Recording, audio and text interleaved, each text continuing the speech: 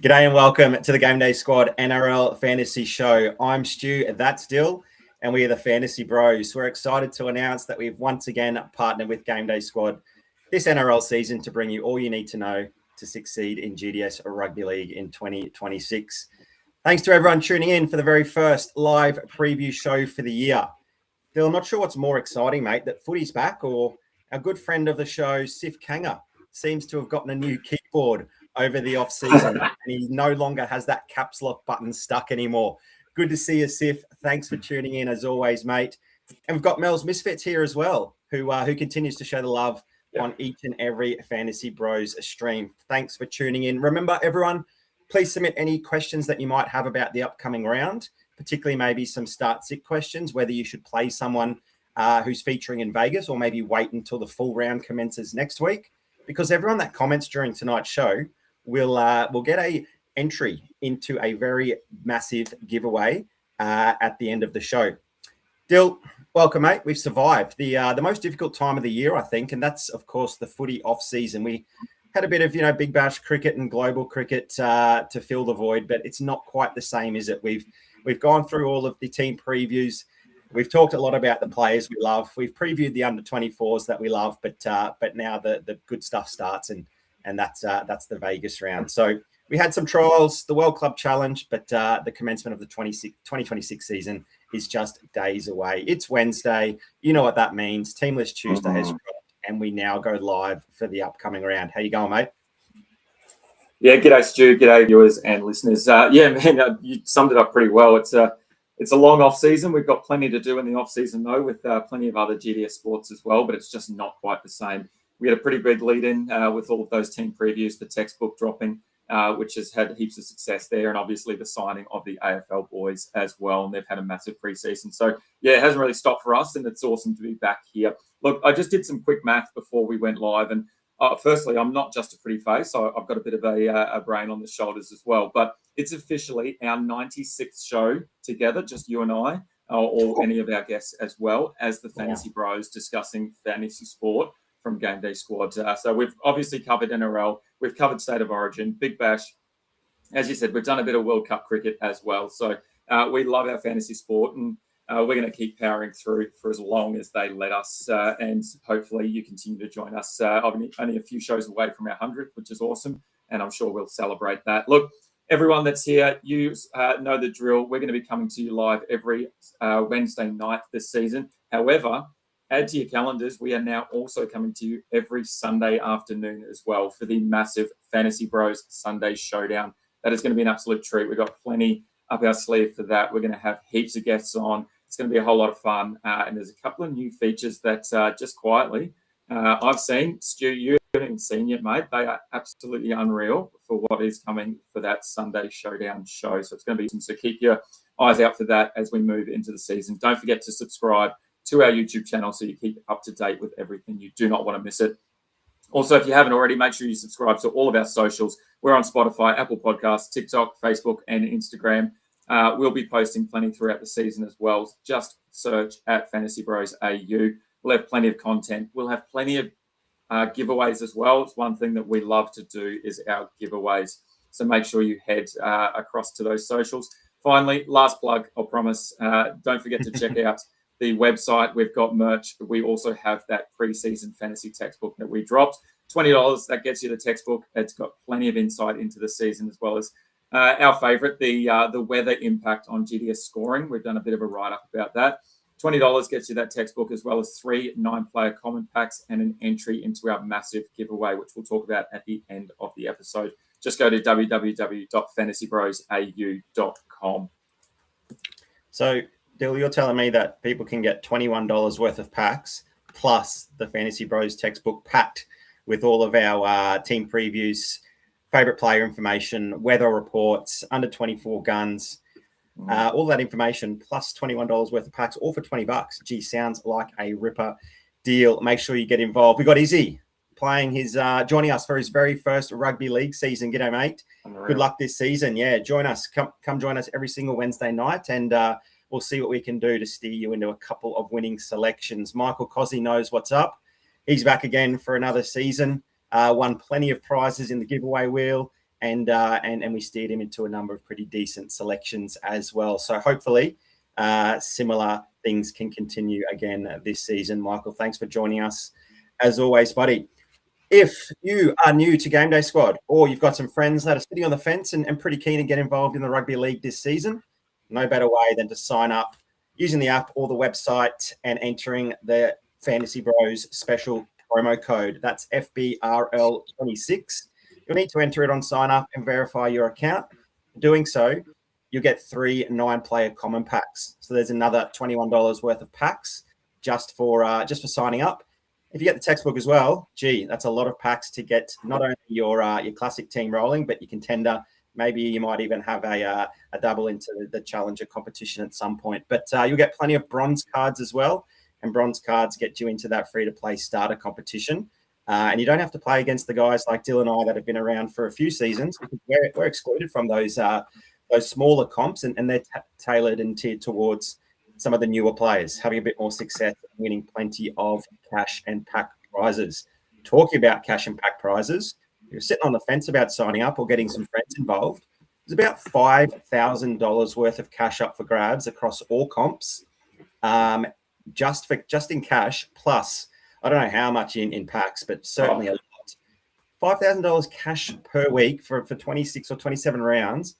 Geez, if you're sitting on the fence, do yourself a favor, download the Game Day Squad app, sign up using the promo code FBRL26 and get amongst it and share in some of those fantastic cash and pack prizes. Yeah, there's obviously no better time than right now. There's been a lot of conversation around some of the other platforms and some of the big changes that have occurred. Look, the best thing about Game Day Squad is that we can clear our team each and every week. We don't need to worry about price rises or fallers. We don't need to worry about long-term injuries that someone that's stuck in our squad. We can just remove them straight away. And we can make last-minute decisions. If you wake up and on Sunday and realise that someone is going to have a really big game today and go and throw them in instead, you can do that.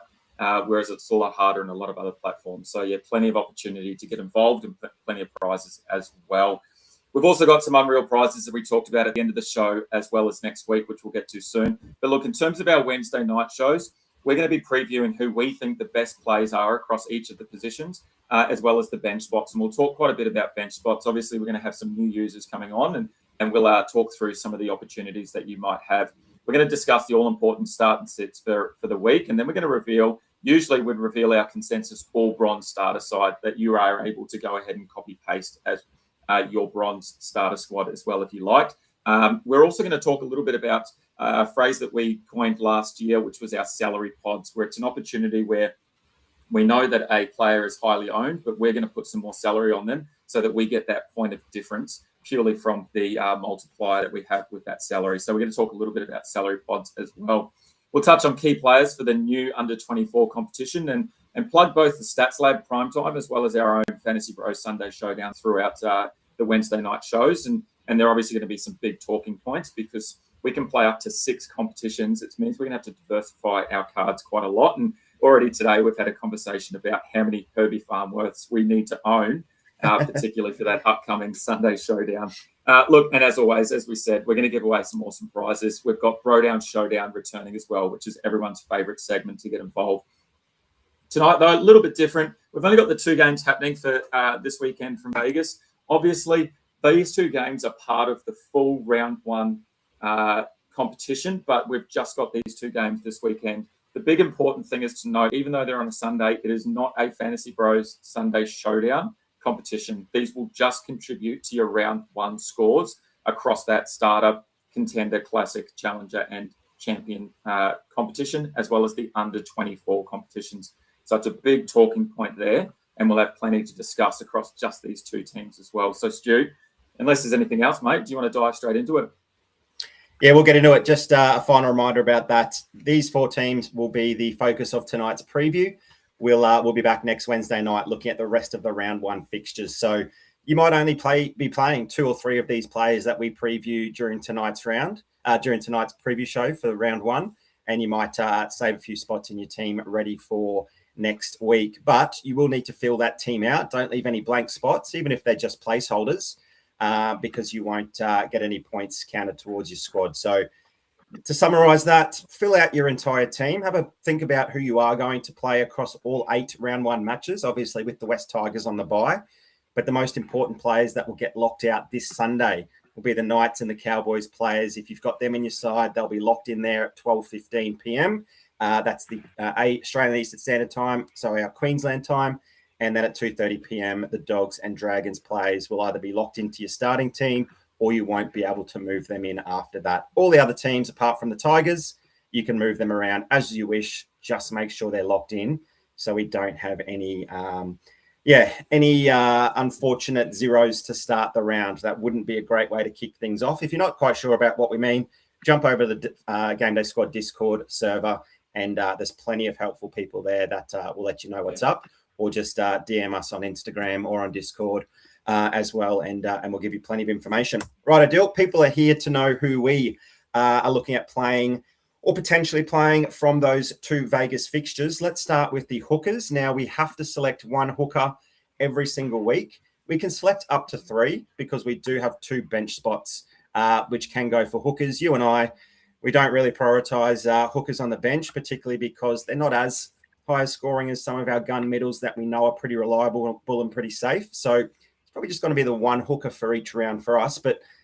we'll start with you. Is there anyone that you're interested in from Vegas? We've obviously got Damien Cook, Reed Marnie, Phoenix Crossland as the 3 standouts. I don't think you want to go to the Doggies at all, because we're not quite sure how that's going to play out after the exit of Reed Marnie, and maybe he's got a bit of a point to prove with his former team being in Vegas as well. I think they're sharing the same hotel. Won't be sharing the same field at the same time, but he does have to walk into a few of his boys. Bailey Hayward might be getting a bit of a cold shoulder, I think. But talk us about the hookers this weekend, Dyl. Anyone pique your interest? Yeah, look, on first glance, I think Cookie is probably a great point of difference option or a pod option in that hooker position, considering I think the big news is obviously Jacob Little's injured. He's going to be out for a certain period of time. It's important to remember, though, that as we say, these round games here, the 2 Vegas games, contribute to round 1. So we will be picking him over the likes of Blake Brayley and Harry Grant, and then obviously my man Jake Sidkin that I've talked up quite a bit in the off season. So it's something that you've got to consider. Is it that you want to play Damien Cook over one of those 2 or 3 guys that we generally have talked up, pretty much all off season? So the thing for me, though, as well to look at is the makeup of the Dragons bench. It looks like Cook could get 80 minutes. We've seen him have 80 minutes in the past. Obviously, a year on, a little bit older, and that might the body might not be able to cope with that necessarily. But we've seen it in the past. The concerns for me are around this new 6-man bench rule. We talked about it all off season. That could just throw a little bit of a spanner into the works. We're not sure how it's going to come into effect, but we've got King Tonga there named in the 18 jersey. And if anything were to happen, the game script goes a little bit different, we might see him thrown into a sort of a utility role, depending on how that game plays out. So that'd be pretty disastrous, I think, if we play someone like Damien Cook, who is scoring really well, and all of a sudden he gets hooked for 15, 20 minutes and his score plummets because of that. So I'm just a little bit nervous about that at the start. What we do know is we can expect some good things from Damien Cook with his average of 48 GDS points. And look, we know that's made mostly up in tackles. We can't expect too many running meters from the ex-beach sprinter. He's only gone over 100 running meters twice in 2025. So I wouldn't expect a big running game from him. His game is all about those short balls at the line, setting up those props over the line, and then also making heaps of tackles through the middle. I'm not going to play Cook, but it's an option that you could have if you don't necessarily have enough Blake Brayley cards to cover all of your teams, your 3 potential options. Then I think someone like Damien Cook could come in as a really good pod. The last concern I have is the Doggies have one of the best defensive records against hookers last season. They only allowed an average of 32 GDS points, was one of the lowest in the competition. But I can definitely see the appeal of Damien Cook. It's just going to be dependent on that 80-minute performance or not. Yeah, don't mind the shout, particularly because of the absence of Jacob Little. I think there's every expectation that he could line up for the Dragons as early as round 2. I think it was touch and go. Maybe for the flight to Vegas, they decided to just hold him back a touch, and you just know how murky the waters are with the hooker position when both of those 2 are in the squad. They're both valuable members of the Dragons, so If you're an older coach and you might have a Damien Cook all-star card from seasons back, you might want to roll him out. You probably won't get too much use out of him as long as Jacob Liddle is in that 13 or even in the 17. Or maybe you're a brand new user and you've just packed a nice silver or gold Damien Cook and you want to get some points on the board in Vegas. Yeah. This would be the week to play him. No Jacob Liddle. I don't think King Tonga is going to push for any minutes. It'll only just be a sort of an injury thing or a whole team reshuffle that should see Cook getting any less than 80 minutes. So, yeah, if you roll him out, this is probably the week to do it.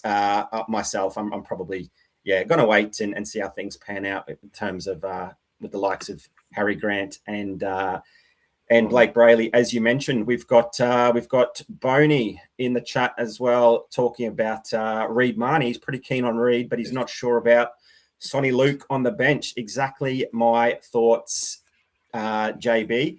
Look, it's just a psychological thing, I think, of Sonny Luke being named in the number 14 jersey. I feel a little bit different about Reed Marnie if Sonny Luke was named in maybe an 18 or 19. Maybe he's in the 14 because that's the only one that fits him, and the 18s and the 19s are for some of the bigger boys.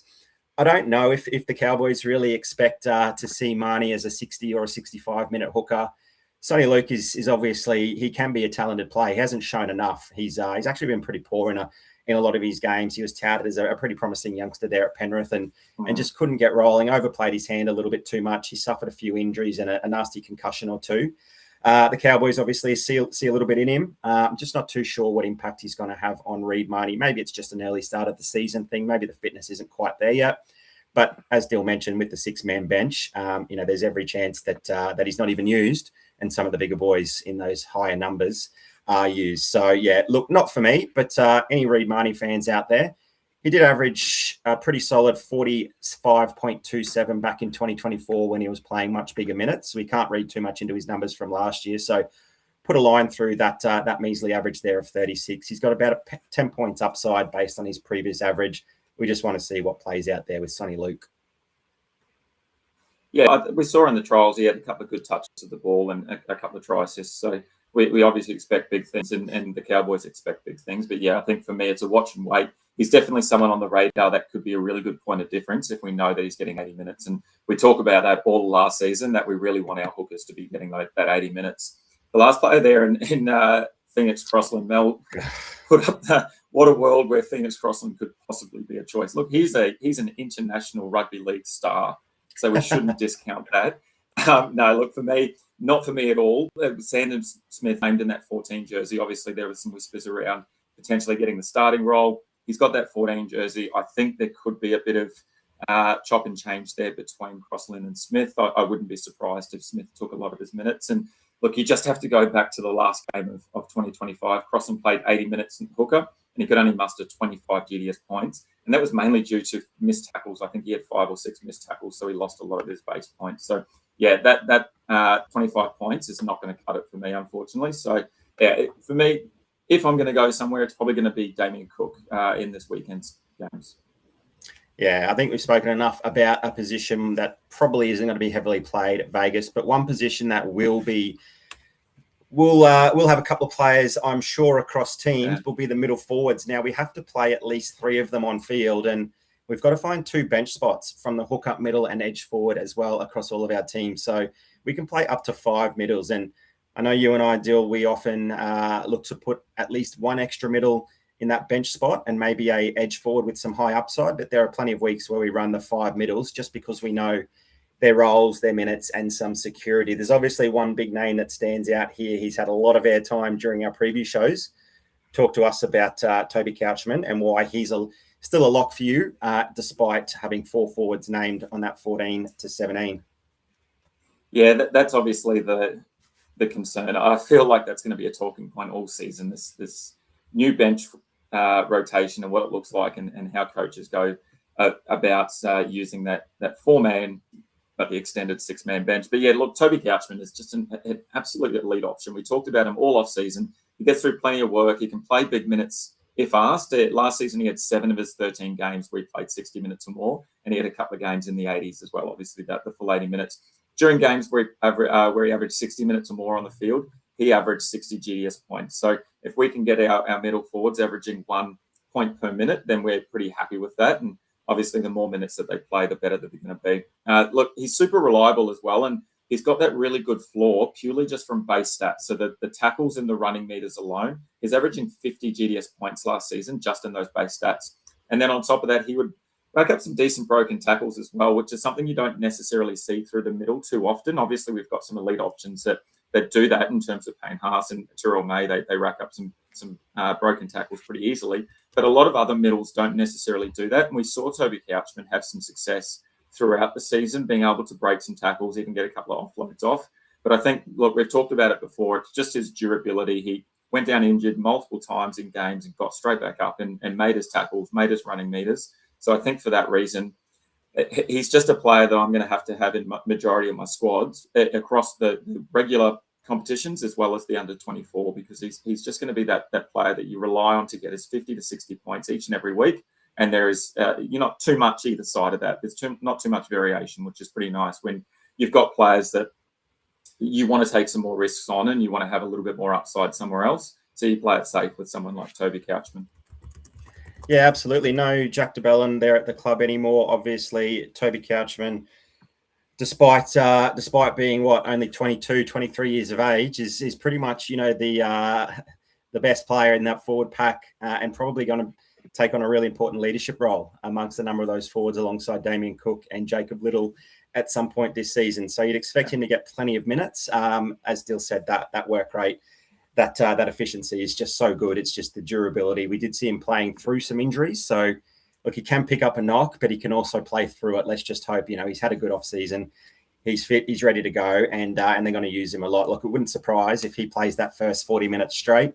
Maybe he plays another 10, gets 10 or 15 off. Look, if you're leaving Toby Couchman out, you better hope you have some really good options for the rest of the round. No Tyrrell May, meaning we're down a gun there. Look, I don't think he's a slam dunk as someone like Payne Haas might be, but I think he's pretty close.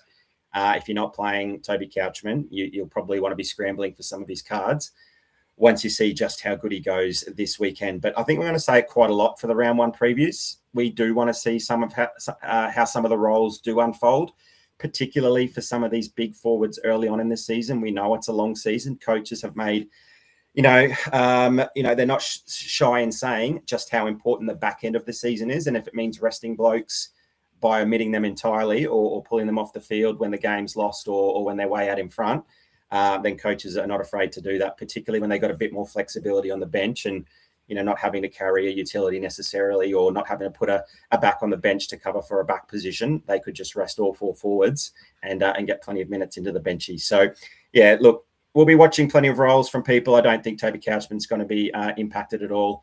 I think he's pretty safe and pretty locked in for that 52 plus. That 52 average is obviously hampered by injuries. Trey Mooney, mate, 26 points average last season. Why are we talking about someone who averaged 26 points last year?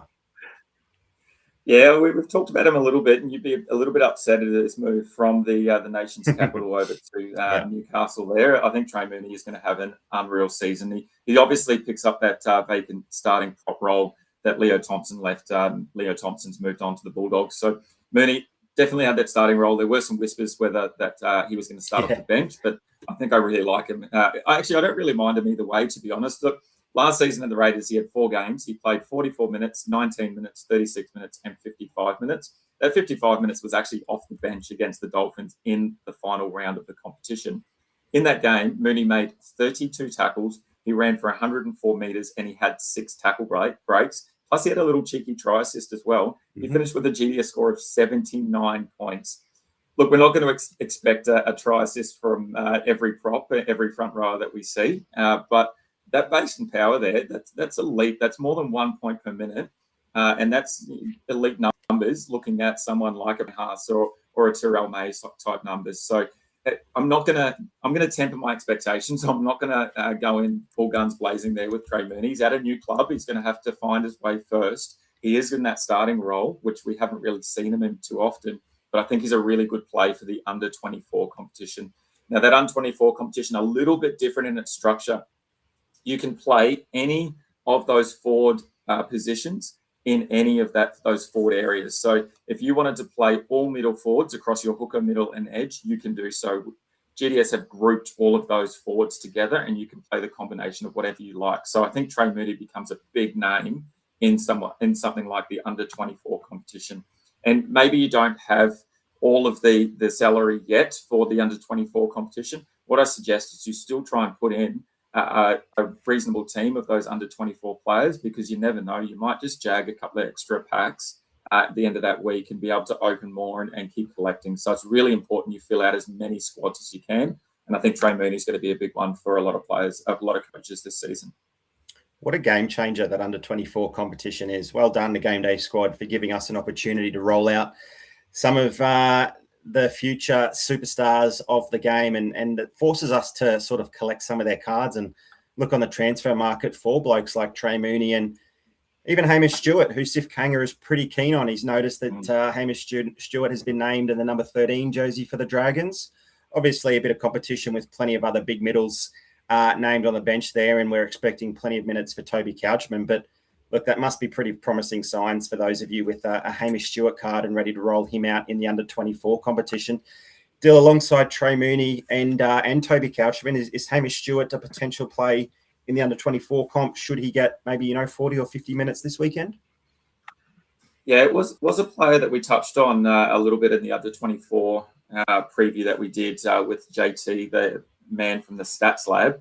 And look, just on the Stats Lab, really good opportunity. Head over to the Stats Lab. They've got a filter by age. So if you're not sure who's eligible for that under-24 competition, you can filter by age and you can check that out.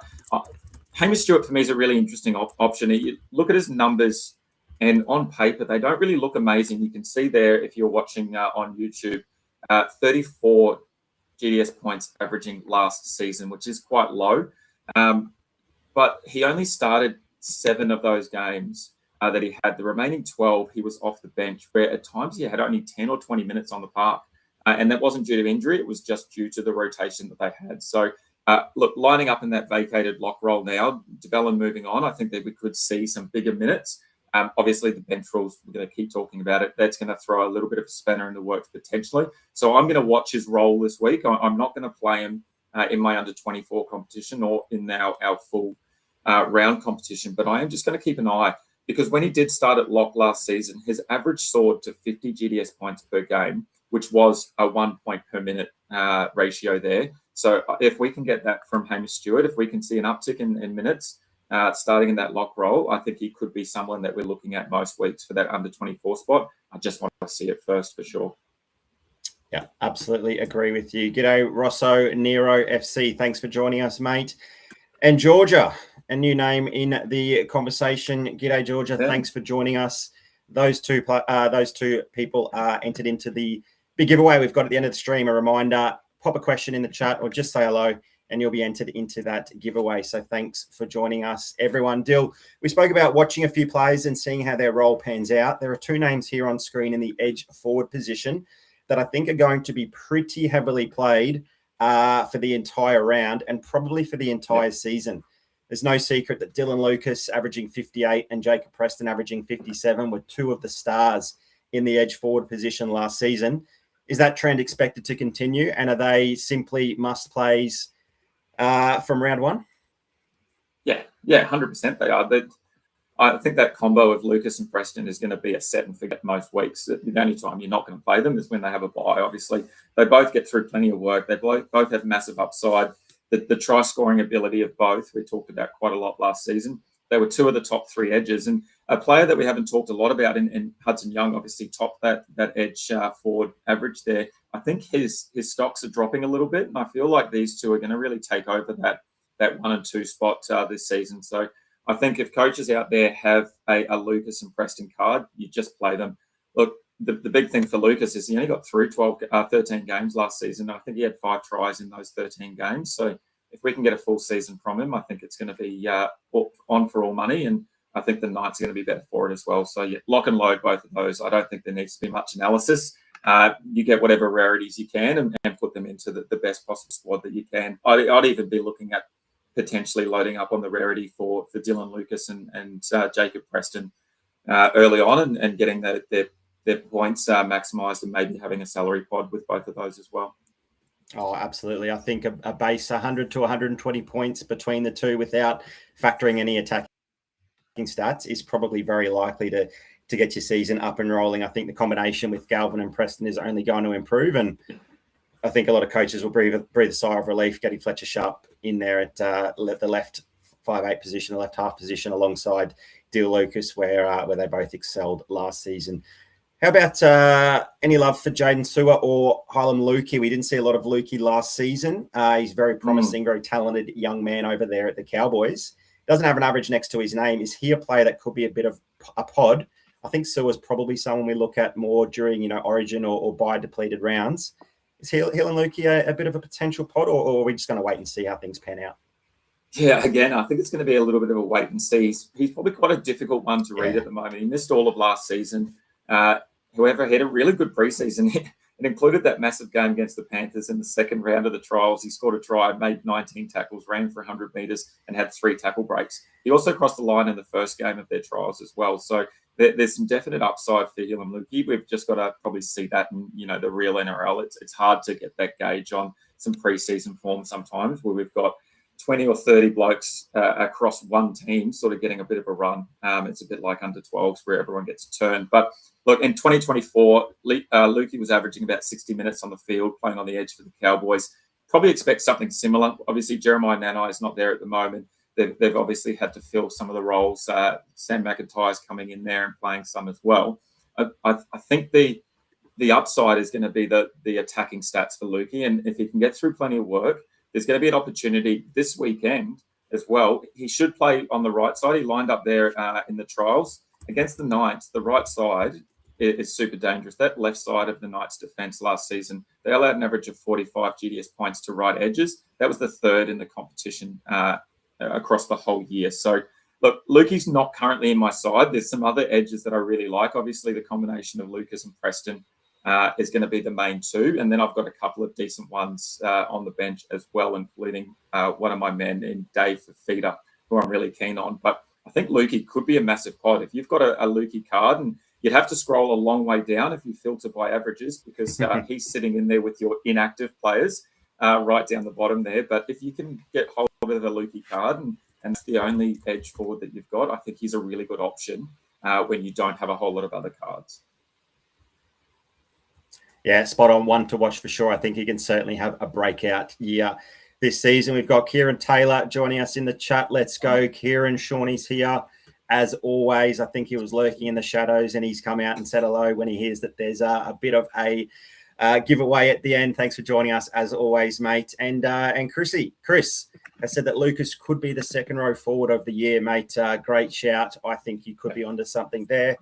And Lukey needs a bit more game time to get back into the swing of things. Huge potential, absolutely. Watch him play during Vegas, even if he has a big one. Don't beat up yourself too much, but just make sure you've got plenty of his cards so you can roll him out when the matchup suits. Right, let's move on to the next position group, and that's the halves. We can play 3 halves in our squads, 2 on field and 1 on the bench. Doesn't really matter who you want to start on the field and on the bench. They're all going to score the same amount of points. There's one man on the screen there that was a staple in a lot of GameDay Squad Rugby League teams last season. That was Fletcher Sharp. He was playing as a half, but as a winger on GameDay Squad. So that just meant he was an absolute out-of-position gun, and we could get his services as a ball-running half as a winger. So he's now got the half positional tag, but I still saw him average in the top 5 for all halves available. It just doesn't feel as fun having to play him as a halves positional player now.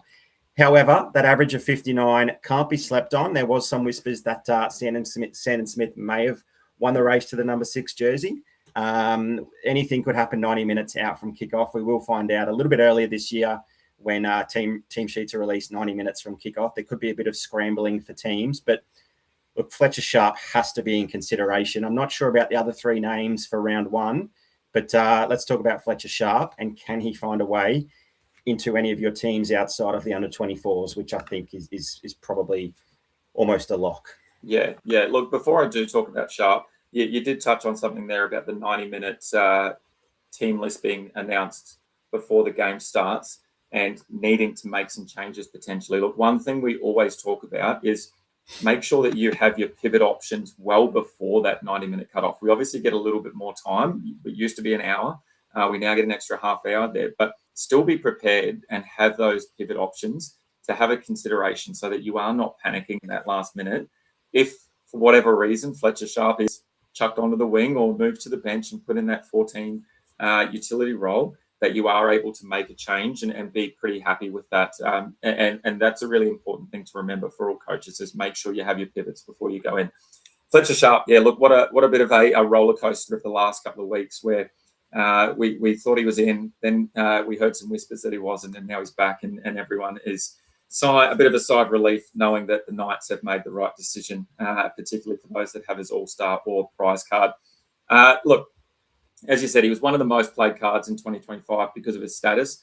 Does he lose that value now because he's a half playing in the halves? I don't think he does. He averaged 59 points, as you said, last season per game, which would have had him ranked third of all halves, only behind Cleary and Campbell. And he only scored 11 tries in those 14 games. He only played 14 games, which was crazy. I thought he played the whole season the way that we were talking about him throughout the year. Look, he did average 4.5 tackle breaks per game. And in terms of GDS, that's 13 points on top of his 20-odd tackles, his 100 running meters in base. So those kind of numbers are actually slightly better than Nathan Cleary's output for his base and power. Obviously, Nathan Cleary has a lot more try assists, less tries, and he has the kicking duties as well. But look, if you want to look at it just based on base and power, I think Fletcher Sharp is just an absolute gun. And he's got some value across all three of your selected competitions, whether you're playing the starter, challenger, contender and classic, whether you're playing the classic, challenger and champion. I think there's some value there. Obviously, we're going to play someone like Nathan Cleary. Then there's going to be an option over, do you play Nicho Hynes? Do you play Jaden Campbell? Do you play Jamal Fogarty? Or is someone like Fletcher Sharp going to be in that conversation as well? So there's definitely some upside there for him. He's 100% lock for me, and I'm sure most other coaches in that under-24 competition. He's one of the first that I'm picking for sure. And look, I'll talk about Galvin a little bit in a moment, but Fletcher Sharp is my man this season for that under-24 comp. I think he's going to be the one to go to.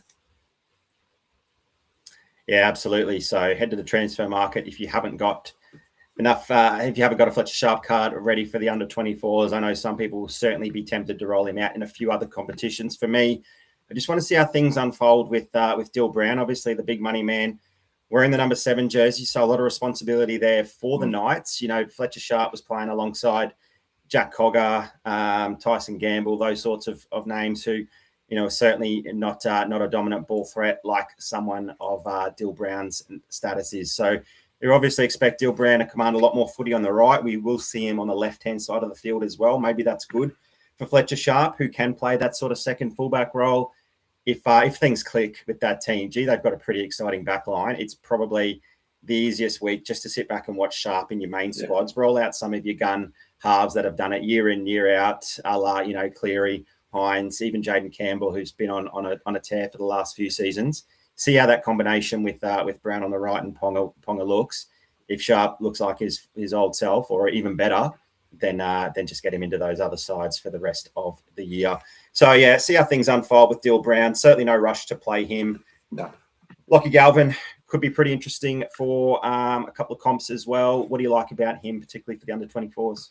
Yeah, it's not so much what I like about him. He's obviously had a really good preseason. The saga of last season's obviously behind him, and he's been able to have a full preseason under his belt. But it's the side that he's up against. In 2025, the Dragons allowed an average of 51 GDS points to right halves, which is the second most in the competition. Obviously, last season's stats, defensive structures change, personnel change, but that's the only data that we can go off at the moment. So there's every opportunity for Galvin to have a big game here based on those stats. And look, currently my third half in that under-24 comp is a little bit up in the air. I think I'm going with Sharp, but what I can do is I can go and put both of those players into the player comparison tool over at the statslab.app, and I can have a look at an in-depth comparison of their matchup, of what they scored, of some of their better games and who they scored against, and some of their base stats against each other. So it's a really good tool to have. And based on what I'm seeing, it's Fletcher Sharp over Lockie Galvin, but it's only just. And it's because of that defensive structure of the Dragons that are leaking a lot of points, or have leaked a lot of points in the past. So, yeah, it's very close for me, but I think I'm just going to go Fletcher Sharp over Lockie Galvin in that under 24 competition. Yeah, no need to rush any of these players into our regular season competitions, whether it's the starter, the classic, the contender, the challenger, or the champ. But a lot of love for a number of under 24 blokes. This podcast for sure. Gee, I can't wait to see how that Galvin and Preston combination unfolds. They clicked at times last season, but look, a full preseason. I think the Dogs will be pretty good this season if that combination can click.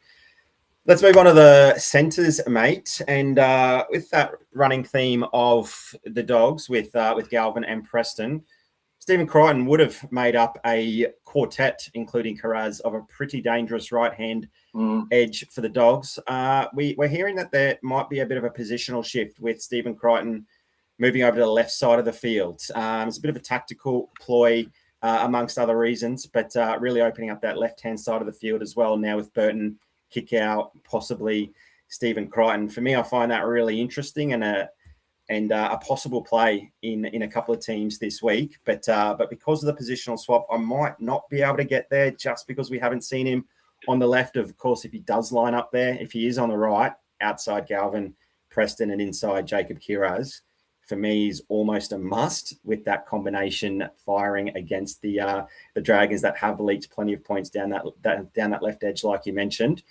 The good thing is he probably will be kicking, given the bit of a twinge to Burton. We did see Crichton kick a lot of the end of last season as well. So he's probably got those duties for the full season, but he'll definitely have them for Vegas, given the twinge with Burton. But again, we've got a long list of players we want to watch and see how the role unfolds. If Crichton's on the left, a massive watch for me. If we get a peek of the warm-ups and he's on the right-hand side, I might just try to find a sneaky spot for him. I think the Dogs will score points. And I think he's going to kick plenty of conversions, and we know that they'll go up in threes if that's the case. Tell me, any love for Stephen Crichton, or is there a bit more love for the other player who might be changing positions and actually matching up on Crichton, Val Holmes, moving from the left to the right? And if Crichton moves from the right to the left, they'll be matching up against one another, and won't that be a show for our American friends over there in Las Vegas? Yeah, if that does happen and they are lining up against each other, I'm actually more inclined to play Stephen Crichton because for me, I feel like it's maybe the same old story for someone like Val Holmes, who has a great attacking upside, has a really fantasy-friendly type game, kicks goals as well. He just makes some silly errors, and he just sometimes just cannot tackle. And it just means that it just lets that side of the field down, and it means that his GS score suffers because of it. You obviously lose a lot of points through missed tackles, and that's a big one for me. And if Crichton's lining up against him, then we might see some extra tackles from Stephen Crichton. So that might be the play for me. But yeah, I think, again, it's another one where I just want to see how it unfolds. There's obviously some young blokes around that Dragon side, and I can't get myself to Val Holmes at the moment because of just those errors and the demerits and the nervousness I have around that when we've got two almost elite. I could say one is super elite and the other is almost getting there, centres that we're probably going to play instead of any of those that are listed. And obviously Herbie's the big one, and then Kaolero that we've talked about a lot pre-season as well, I think are going to be two big popular options and probably safe options. And we'll say it all season, but we play pretty safe in our fantasy sport, and we just look for a little bit of upside here and there. Yeah, absolutely. The centre positional matchups are key, I think, and Herbie's just about matchup proof, but Kaolero against the Titans on what's expected to be a pretty nice track there, plenty of points on offer. Yeah. It's hard to play a Val Holmes, even a Stephen Crichton, over the likes of Kaolero and the Sharkies if they are ready to click from round one. A couple of Knights there on the screen as well. Bradman Best, Dane Gagai. Look, if the Knights can click and put things together, these blokes have been excellent in their day. If there's anything wrong with Kalen Ponga, we know that Dane Gagai typically takes the tee from him. But again, we just want to see what happens from the Knights. 17th last season, wooden spooners, can attack at times, also went through periods where they couldn't score a point to save themselves. So you'd expect things to improve. No point rushing in a Best or a Gags. until we see a bit. But yeah, look, I think if you're a Knights fan and you've gotten through last season, all things look like they're heading in the right direction. Fingers crossed for you Novocastrians. And of course, our good mate, Big G Train, who I'm sure is watching and supporting the Fantasy Bros. Yeah, look, any love for Purdue? Look, Sif Kanga there did put in Purdue, and I was really keen on him pre-season. I'm got a little bit cold on Jackson Purdue at the moment. I think I want to see it. There was obviously talk about him going into the halves. He's in the centre at the moment. We do love our out-of-position players, but playing in the centres, listed in the centres, we'll have to wait and see. He obviously had some better games over the last couple of seasons playing in that centre role. I would love to see him in the halves, though, and see what he can do and see whether he gets some benefit of try assists and line breaks, etc., through the in that half role. So, yeah, again, it's a watch and wait. When we've got Herbie and Kaolero, it's just really hard to go anywhere else. When we look at our bench for the backs, we generally look at fullbacks as well in that position. We can choose two from either the centre, wing, or backs. Fullbacks. And we generally look at fullbacks more often than not because they just have a lot more upside and a lot more and a bigger floor as well than a lot of centres. And I think for me, that's sort of where I'm looking at sort of leading into round one, as we say, where we just want to get a bit of a gauge on how people are playing and what those combinations look like. So there's some great options there. Obviously, Bradman Best, Dane Gagai, there's obviously got to be some improvement in that Knights team. They were only averaging 2.2 tries per game last season across the board. So there must be some improvement in their attack there. But yeah, I just can't get myself to either of them yet, just based on the up and down nature of both of their scores throughout last season. Some really good games, but some really poor games as well, particularly off the back of errors and missed tackles. Like the centre position, we've got to start two wingers each and every week. We can play up to two more on the bench, but as Dill alluded to, we typically go the direction of the fullbacks and get three of them into our squads.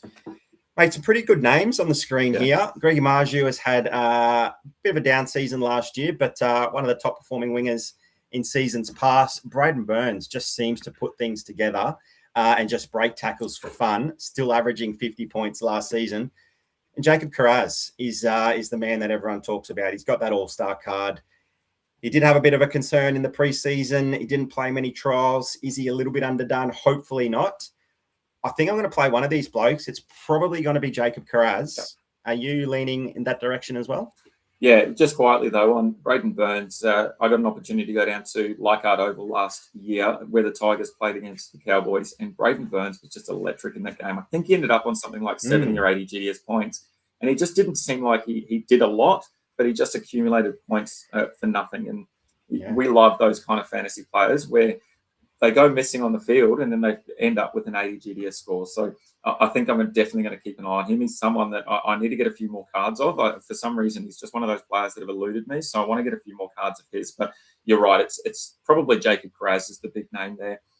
He only had 9 tries from 17 games last season. And for a winger, that is just ridiculous, especially a winger as good as he is. It was obviously all about the base and power for Carraz, 180 running meters on average, 5 tackles, and then 5 tackle breaks per game. That's an average of 40 GDS points in base and power.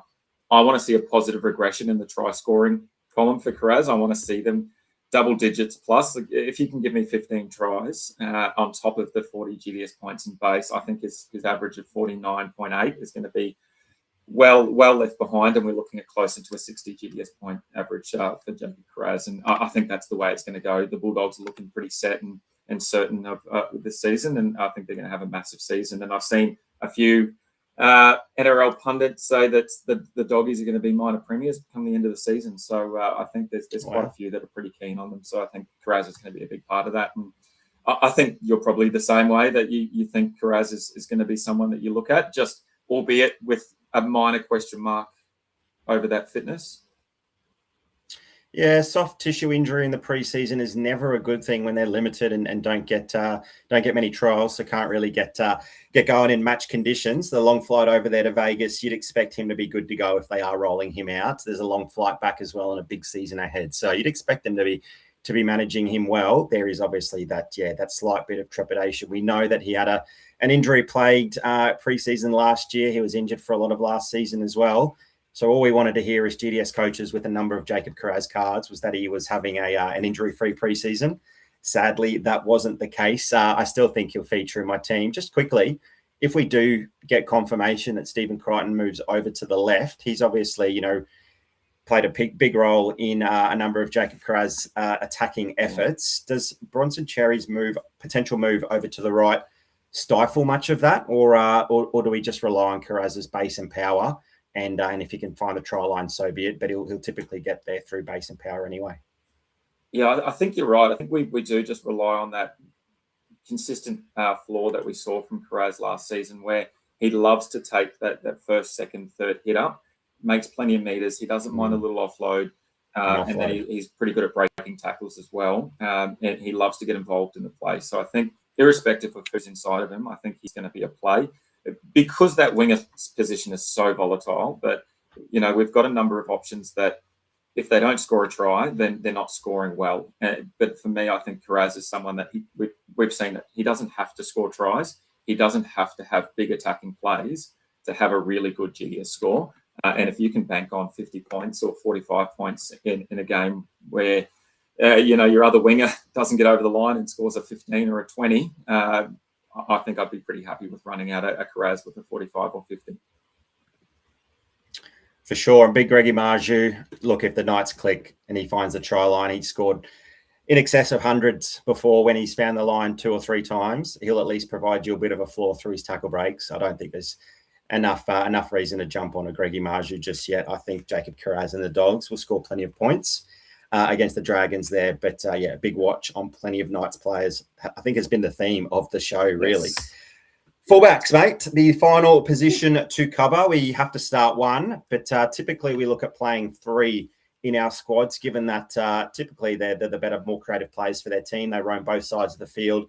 They can set up and score tries themselves rather than a centre or a winger stuck on their side of the field. Now, there are a number of pretty decent options there on screen, and that's just from 4 teams, and we've got the other 14 teams ready to pick from in a week's time as well.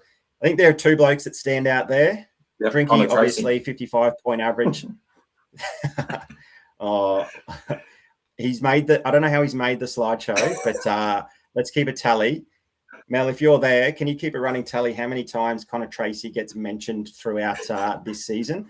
My over/under it's got to be single digits. I wouldn't be surprised if we see him on the wrong side of 5. Yep. Scott Drinkwater, 55-point average last season. Kalen Ponga, a disappointing 47. If you're playing anyone from Vegas, it's got to be one of these 2 blokes. I think Gutho's a little bit past it.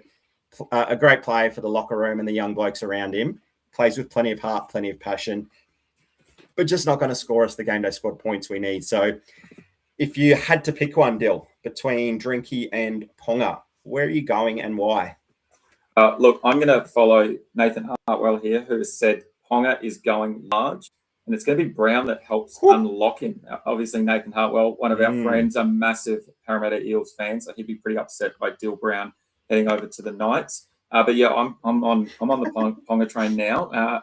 Obviously, the initial concerns were alleviated with Sharp being named in the halves. There were some question marks over maybe Sharp gets that fullback role and Ponga gets rested a little bit. We know his injury history. But yeah, no, really happy to see him back at fullback. He's now a massive play for me. The hard part is we've got the likes of Teddy, Edwards, Walsh, Turbo at fullback, and we need to make a decision. We can't fit all of 5 of those in. So is it someone like Kalen Ponga, where we've spent majority of this show saying, let's just wait and see how those Knights click. What do they look like? There's obviously benefits. There's some attacking upside, surely, but if we look at last year and averaging less than 2.5 tries per game, it could be some pickings there for the Knights as well. So I think it's one of those things where I'm pretty keen on Ponga. I've loved Ponga from the moment he came into the NRL. He just hasn't quite hit some of those heights and consistency that we've really wanted him. The addition of the kicking tee obviously makes Ponga a pretty decent option, though. None of the above fullbacks that I mentioned do have the kicking tee unless something drastic happens. So that just adds to his base and power. We talk about kicking goals as potentially an attacking or a base stat. I think that's going to be super important. If the Knights can score some tries and we're getting 3, 6, 9, 12 additional points on top of whatever Ponga makes up in terms of his running meters and tackle breaks, and then even line breaks as well. I think it's going to be really important. It obviously relies on the Knights to score points. The other concern I have is going back to last season in Vegas.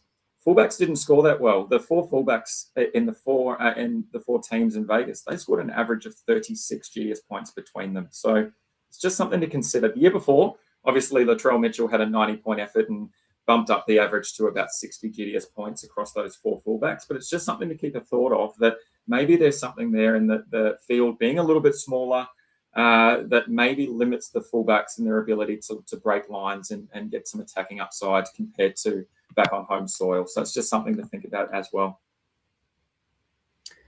Yeah, for me, much like our good friend Gagey says quite often, Control C, Control V. I think a lot of the Knights are just a watch for me. I want to see it happen first.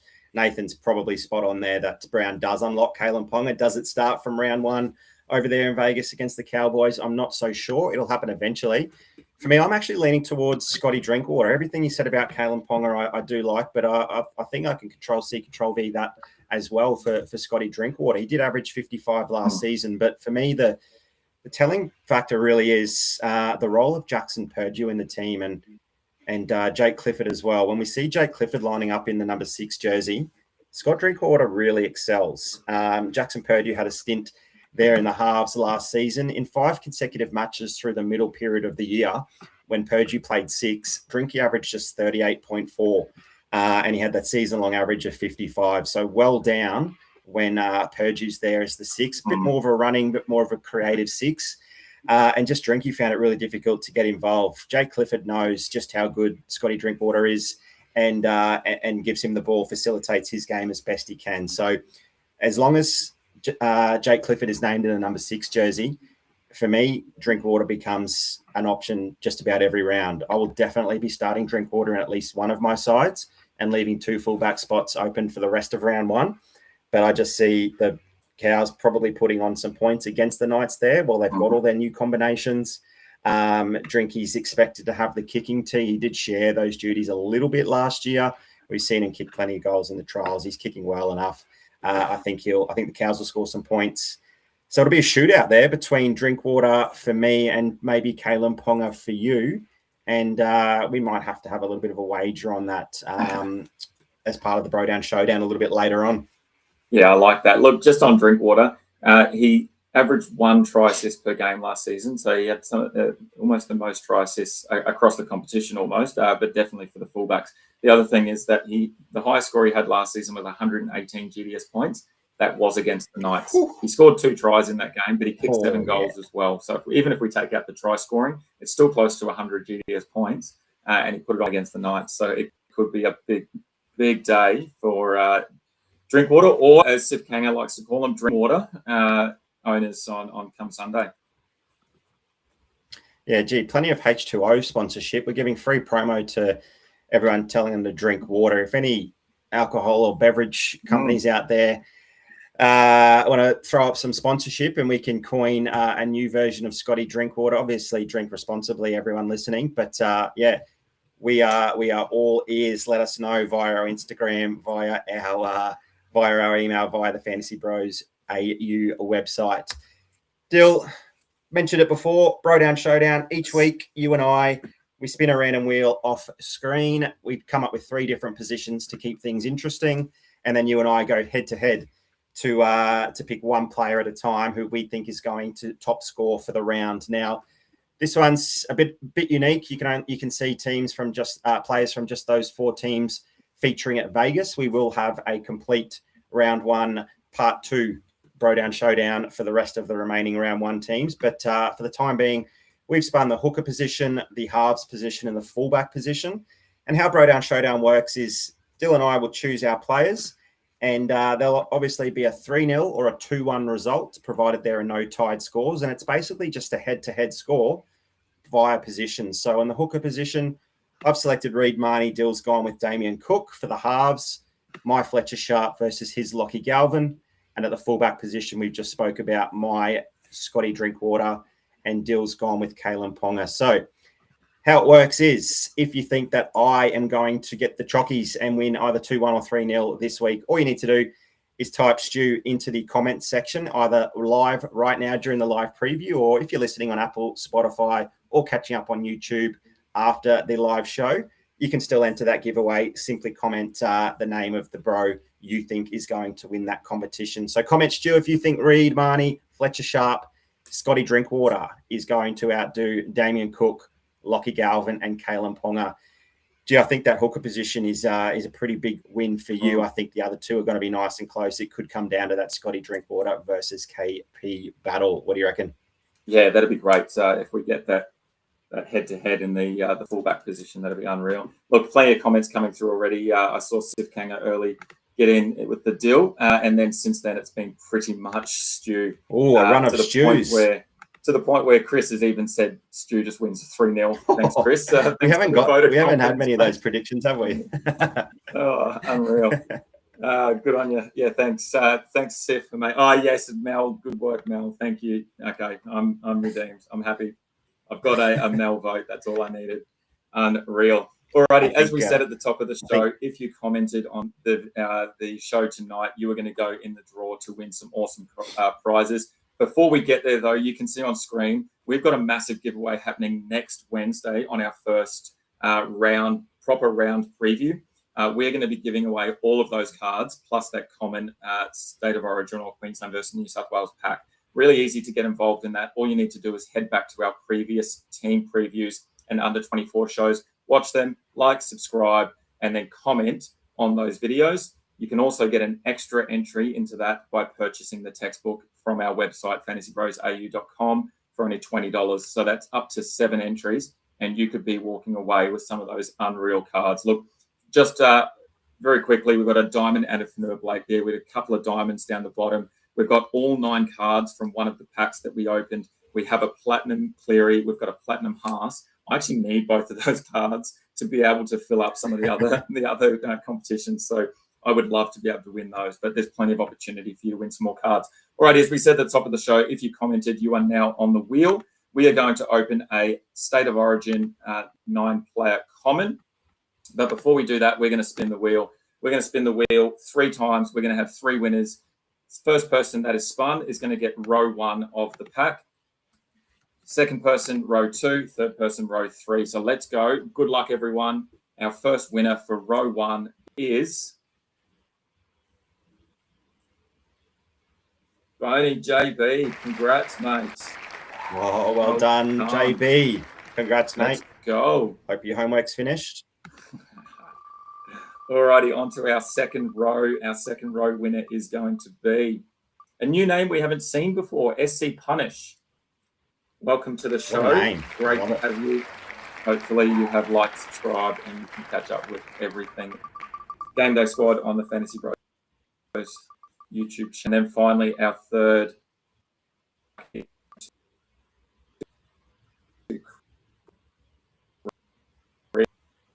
Another name, new face. And let's pack. Right. Here we go. We've got our common 9-player Queensland versus New South Wales. All 3 cards in those rows. JB, SC Punish, and Chris. So let's get into it. Already top rows off. We have a gold Jamin Salmon, gold Woods. So we've got a Bulldogs pack here and Mulaney. So that is going to John Boney. So make sure you hit us up in Discord or Instagram, and we'll get those cards to you. The second row, SC Punish. You've got a Jake Trbojevic gold. You've got a silver Smithies, and you've got a gold Braden Burns. There you go. Unreal. Okay, and this third row, Chris. Good luck, Chris. We've got a silver Luai, obviously on the buy round 1, but it's going to be a great option come round 2. Matt Dury, and then a Leotau on silver for the Warriors. He had a big preseason game there against the Dolphins, had a couple of unreal touches, so those should be some great cards for you. So those 3 winners, congratulations. Make sure you hit us up on Discord or Instagram to collect your prizes. We will organise that as soon as possible. And if you didn't really like what you saw in those packs, in that pack there, make sure you get involved in that giveaway. The cards are going to be 10 times better, as you can see on screen. Plenty of cards available for most competitions. Well, thanks for joining us, everyone. That's it for the Vegas preview. Hopefully, we've made